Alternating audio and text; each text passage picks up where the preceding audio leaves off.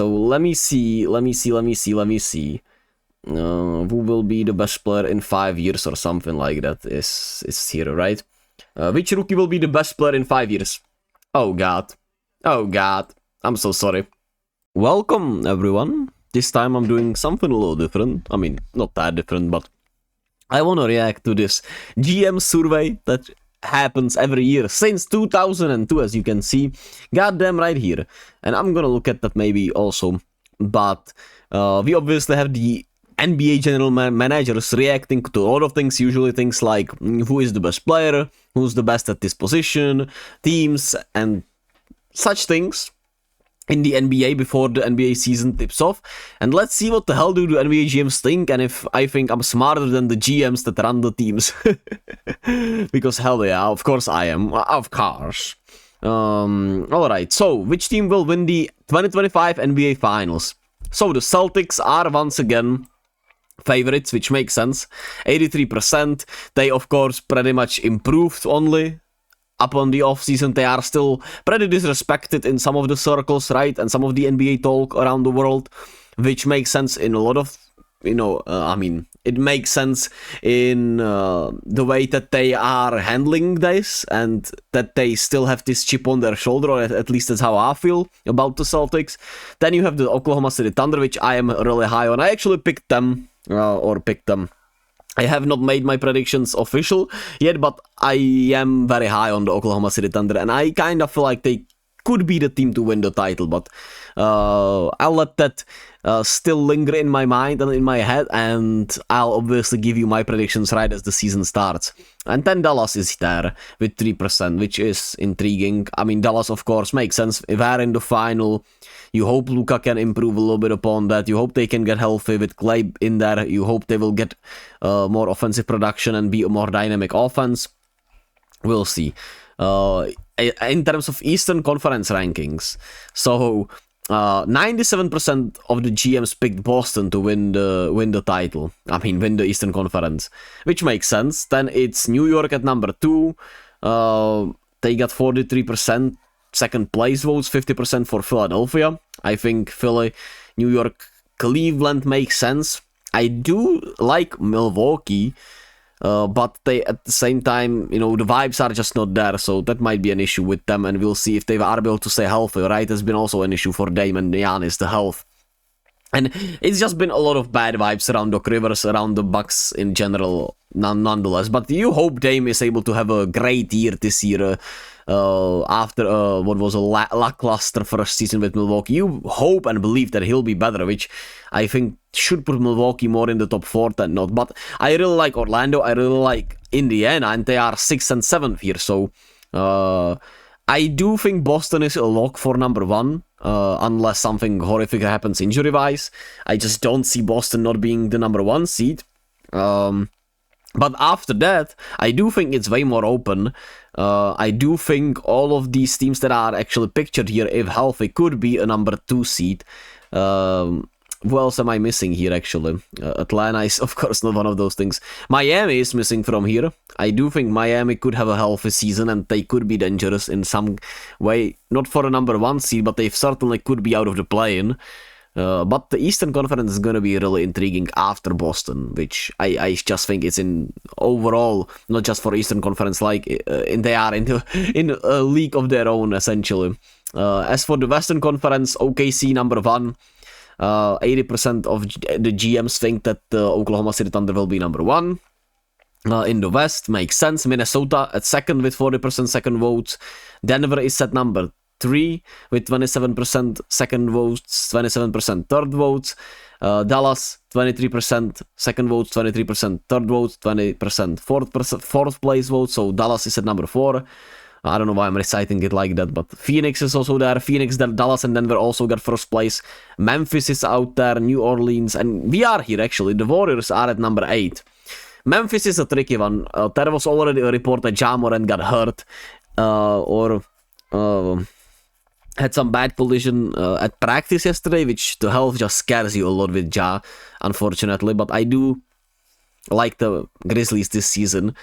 But I overall really agree with the GMs here, with Oklahoma City being the number 1 seed again. And like I said, I do think they're bound to win the title this season if things, unless of course Shea gets hurt or some injury related things. I think if they are able to still healthy, or at least healthy enough, I think I really like them for the title this season. Not sure about Minnesota at number 2 with Julius Randle trade now, but I don't know when this was done actually.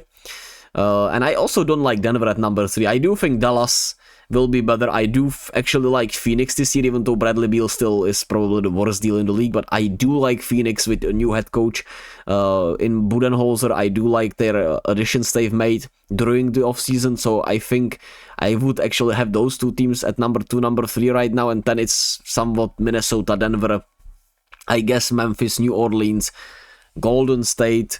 Of course, the Clippers can be left out. Lakers could have a good season if healthy. Sacramento is there still. So we'll see. But this is so far, we agree on a lot of things. They think Shai Gilgeous-Alexander will win the MVP, actually. Oh, I don't know what I was expecting, actually, here, but I like this pick, of course. As like I keep repeating this video, I'm really high on the Oklahoma City Thunder. I do think that Shai, he's a guaranteed pretty much 30 points per game scorer, and he's a great defender also, and he does all around great things if they are the number 1 seed, if they have a really great record, if they could rival Boston for the overall best record in the league. It would certainly make sense for Shai to be held, in the MVP convo once again, and he is really healthy, he has his own sense of game, right, and if they are the number 1 seed clearly in the West, and of course Boston, I don't know, maybe Jaylen Brown, maybe Tatum could certainly be in those conversations. Probably Tatum, of course. Tatum's their best player at the end of the day. Luka, of course, makes sense here, 30%, because Luka's been on the MVP ballots and MVP predictions for the past 5 years probably. Probably 3 or 4 actually, right, since the pandemic season, I think, essentially. Are there any sneaky players for the MVP? Giannis is in here, Jaylen Brown, Anthony Edwards, but they just think that, of course, Jaylen Brown's going to have a great season. When you look at these teams, maybe Anthony Edwards could, with Towns being gone, could get some MVP push if he improves upon those numbers. I would certainly see that happening. Maybe we could see someone like Kevin Durant, Devin Booker get those. Ja Morant could certainly be here. If he is healthy, I think he certainly could have a shot at the MVP. The way he's played, maybe a Zion, rejuvenated Zion, if the New Orleans Pelicans are really great. Steph, of course, if the Warriors are great, could have a chance here. But I do like Ja or Zion, actually. It would kind of be funny if they were competing for that. On the other hand, from New York, I don't like anyone, right? Milwaukee, Giannis could be there. Maybe Paolo has that leap. Tyrese Haliburton could certainly do that.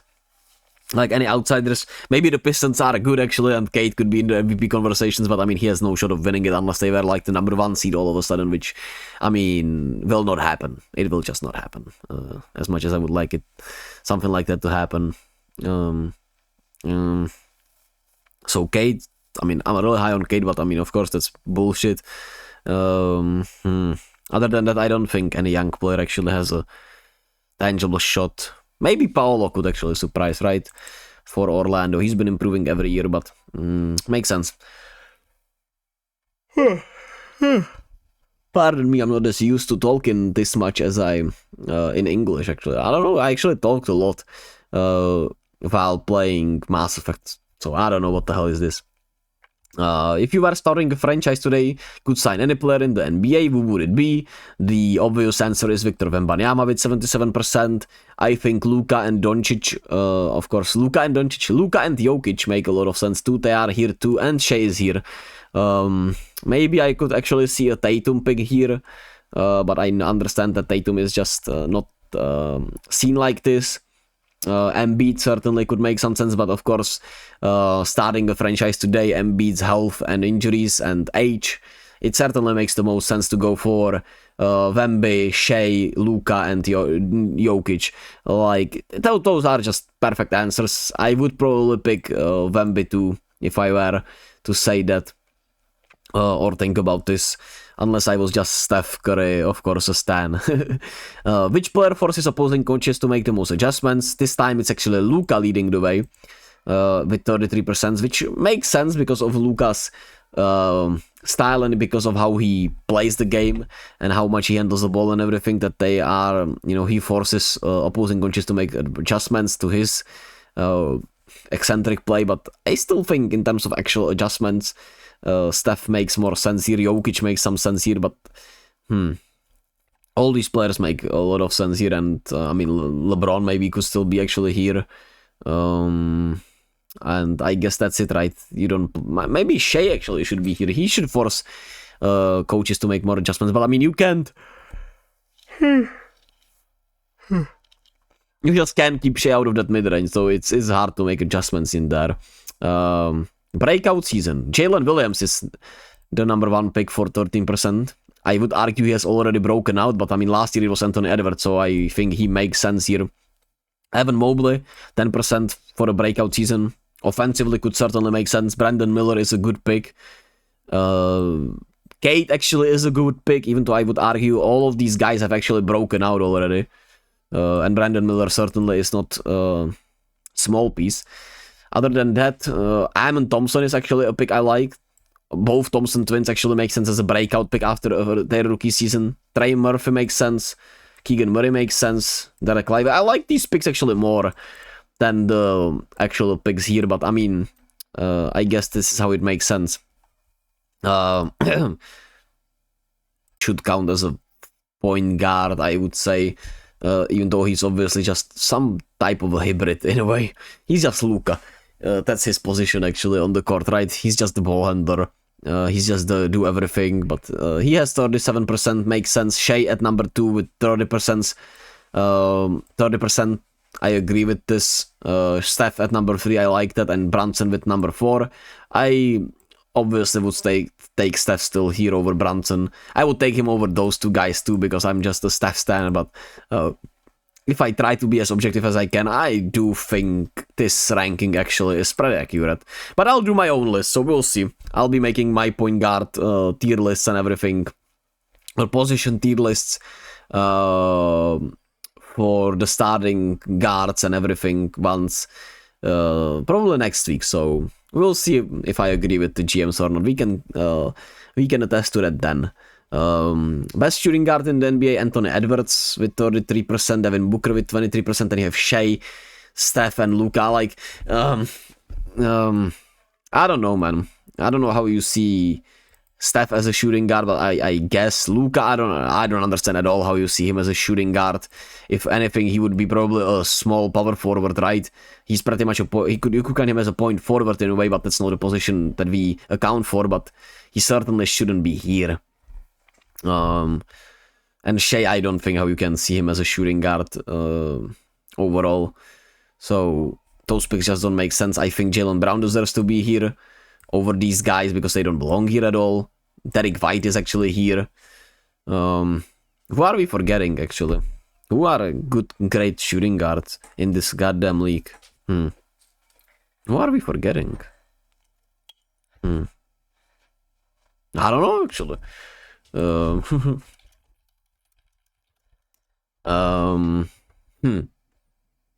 Shooting guards. Who the fuck are the shooting guards in the league that are great, actually? Am I forgetting a lot of them?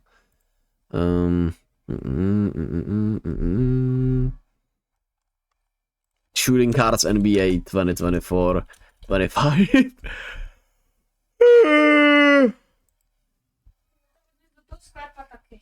Right, Donovan Mitchell, that's who I forgot about. Donovan Mitchell certainly should be on there. Jaylen Brown, like I said. Jalen Williams is number 5. Desmond Bane. So yeah, I would say Jaylen Brown and Donovan Mitchell deserve to be here instead of these guys. But I guess that's just how the GMs voted. Tatum's still the best small forward in the league. I agree. I mean, you certainly have an argument for KD and LeBron in some way, but I think Tatum just does a little bit of everything. Of course, he has a better team, but he makes that team work, and he's there essentially. He is their engine in some way. So I do think he makes sense there. Giannis has the clear best power forward in the league. Draymond actually got a vote. Alright, that's funny. And Jokic is the best center in the league. Embiid with 10%, Wemby with 3%. Jokic had 93% last year, this time 87%. Makes sense. Highest percentage of total votes, that doesn't concern us at all. Best off-season moves, OKC at number 1, Philly, Knicks, I like that a lot. I would actually put the Clippers here and the Suns, but I understand why they're not here. The Brooklyn Nets are here as a team that, you know, have received votes for making the best overall moves this offseason. I mean, for the number 1 pick and for getting Cooper Flag, for sure, I guess. And that's their goal, I think. So, I mean, it makes sense then, I guess. That's kind of random, but I mean, I guess so. Which one player acquisition will make the most impact? Paul George at 60%, I like that. Bridges at 13%, Towns at 13%, Caruso at 7%, I like Caruso here. DeRozan and Hartenstein here. All good picks. I don't think I can actually think of anyone who would make the most impact. Of course, DeAnthony Melton should be here. Clay could have certainly received the ball, but the Mavericks were in the finals, so I think Clay should have a huge impact, actually. Pete Krejci certainly should be here. Who else? Russell Westbrook. I mean, maybe Russell could have a big impact in Denver. Hopefully in a good way. I don't know. But I think this makes actually sense. KCP in Orlando, actually, also. I do like that. He could make a huge impact. Tyus Jones could make a huge impact. Anyone else? I don't know. That's probably it. Underrated player acquisition. Caruso at number 1. I mean, you also have him here. I don't know if it's really underrated player acquisition. I would say Tyus Jones is an underrated player acquisition. Kyle Anderson is an underrated player acquisition. Caleb Martin is. Gary Trent Jr. is. But these others, I don't know if that's actually underrated. But that's intriguing. Most improved team in 2024. Grizzlies with 67%. Makes sense with Ja healthy if he is healthy. Sixers with their improvement. San Antonio, maybe. Pistons getting votes, Houston, Orlando, and Phoenix. I think Phoenix is a sneaky team that could be the most improved team here. Maybe the Pistons will actually have a real offense, and they could be that. Most surprising move, Towns to New York. I very much agree. That surprised me as much as anything. Danny Avdija to Portland. Caleb Martin to Philadelphia was actually surprising a lot. Clay, of course, to Dallas was surprising a lot too, in a way, but we all saw it coming at the end of the day, so or the Warriors fans did, even though we wouldn't like to admit it. I'm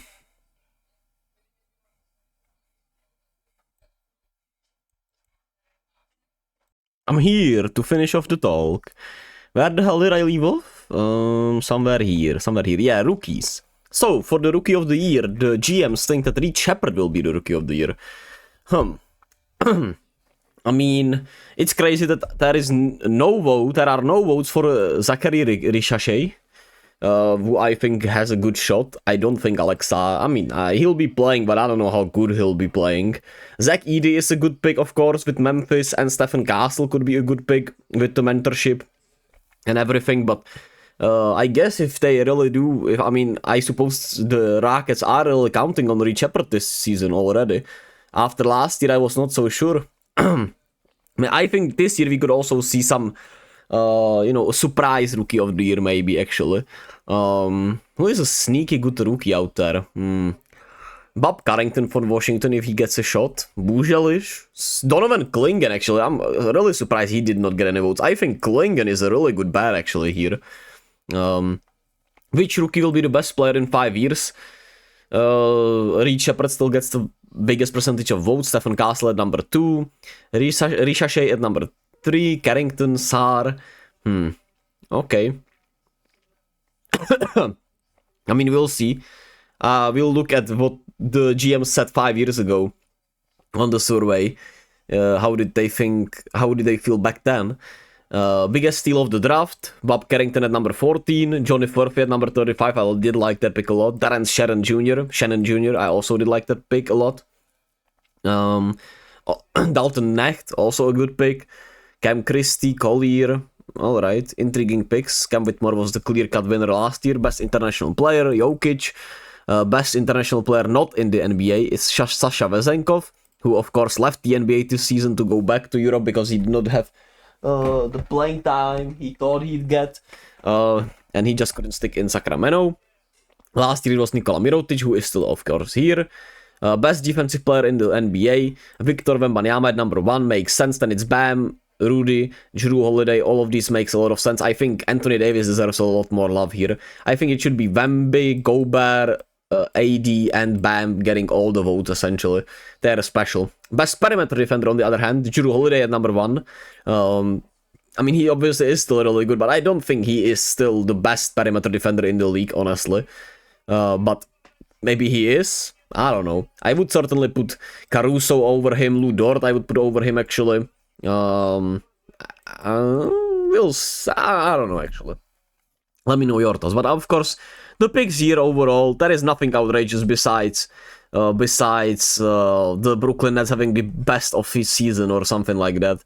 Which, I mean, who knows? It might have been, of course. It might have actually been the Nets GM putting that vote in, even though I don't think you can vote on yourself. Best interior defender, it's Wembanyama this time. Jaren Jackson got some votes. That makes sense. All of these guys should be here. I'm trying to think if I can think of somebody else who deserves to be here. No one I can think of, actually. Any of the centers? Any of the centers who deserve to be here? Best interior defender in the NBA. Maybe. Who am I thinking of? I don't know. I guess this makes sense. Most versatile defender, Giannis, of course, makes sense. OG Anunoby makes sense. Wemby makes a lot of sense with his versatility. Bam. All of these are really great picks. That is nothing outrageous here. Best defensive team in the NBA.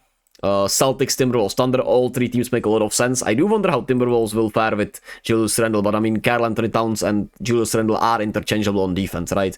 Or we do think so, at least. Best head coach in the NBA. Eric Spoelstra. I mean, can't go wrong with that. I do love Mark Daigneault getting the number 2 spot. Steve Kerr at number 3 is crazy, but I mean, I guess. Budenholzer got a vote. Chris Finch got a vote. Interesting that Pop got no votes. I do think the Orlando Jamal Mosley should certainly get a vote here and there, because I think he's done a really wonderful job there. Yeah.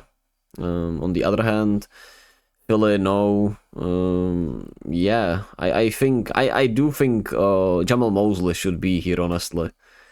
And other than that, I don't have a problem with it.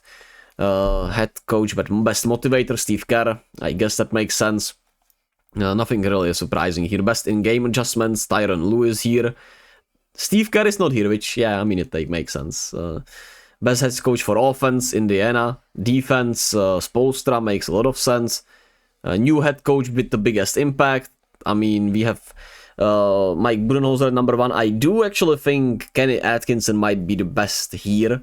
And I do love Charles Lee for Charlotte. I mean, I love all of these coaches. Besides, we don't know anything about the JJ Redick, but I like all of these hires. Of course, JB Bickerstaff isn't like the best coach, but for Detroit, he should certainly improve that staff and improve overall this Detroit team.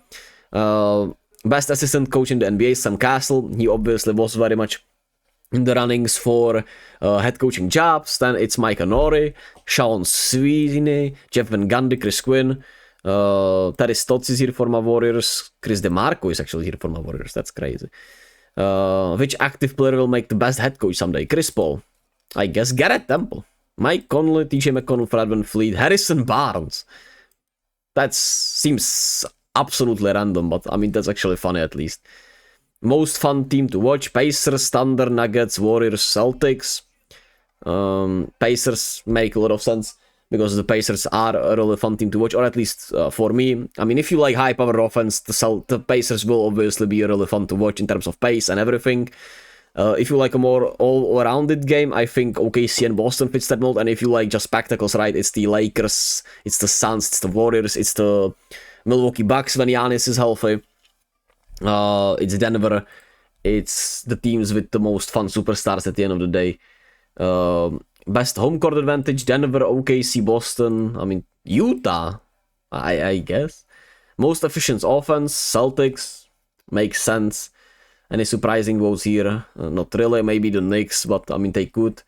Which team's level of success this season is toughest to predict? Lakers, I do agree with that. The Houston Rockets, I think they are also a tough team to predict after last season and with where they at. I think the Warriors should certainly have a vote here, which they don't, which is crazy. I think the Warriors' success is tough to predict this season, even though I guess they don't have the upside of the Lakers or the Suns or these teams in a way. Most promising young core, OKC, Orlando, all of these teams make all the sense. Most athletic players, not that it concerns us. Best pure shooter, of course. Steph Curry here, number 1. Fastest player, De'Aaron Fox, Ja Morant, Tyrese Maxey, all of these make perfect sense. Best at moving without the ball, like, is there a debate there, right? Best passer, actually, it's Jokic. I do agree with that, I think. I mean, I don't know if he's... Maybe I would put Tyrese over there. Luka, of course, has a great vision. Who am I thinking of else? I don't know. Best leader, Steph, lovely. LeBron is still here, of course. Jalen Brunson, he's a really good leader. Jrue Holiday being here feels kind of weird. I think Boston is just sled all around. Most versatile player, Giannis, LeBron, KD, Tatum, Wemby, Bridges, actually. I think Bam certainly deserves more percentage here, but I mean, nothing outrageous. There's nothing outrageous here. Best basketball IQ, LeBron, Jokic, all of these make sense. Chris Paul makes sense, I think. Yeah. Which player would you want taking the shot with the game on the line? Hell yeah, Vardell, my GOAT. KD. I do like that pick. DeMar is here, that makes sense. Kyrie makes sense. I don't know if Dame still makes sense at this point in stage. I would actually put Shea in here a lot. I really do trust Shea. I think De'Aaron Fox certainly could still be here. Other than that, I don't know, Lindy Waters probably. Which rule needs to change? Roster contraction. Okay, makes sense. Schedule fewer games and or back-to-backs. Okay. The game flow. Yeah, the game flow. I think the game flow is certainly what makes more sense to me.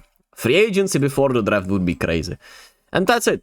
Let me know your thoughts about the GM surveys. Let's actually look quickly at the OG GM survey. I do want to see from, what is it, 1, 2, 3, 4, 5. This is 5 years ago. So let me see. Who